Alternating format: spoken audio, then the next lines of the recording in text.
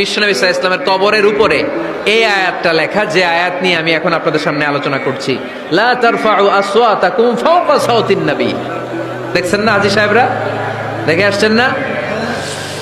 আপনি যখন মসজিদে নববীতে নামাজ পড়বেন, আল্লাহর হাবিব সাল্লাল্লাহু আলাইহি ওয়াসাল্লামের কবর জিয়ারতের জন্য যখন রওনা হবেন, সর্বপ্রথম বাম দিকে পড়বে রাউদাতুম মিন রিয়াদিল জান্নাহ। এই জায়গাটা হলো দুনিয়ার বুকে জান্নাতের বাগান সমূহ থেকে একটা বাগান।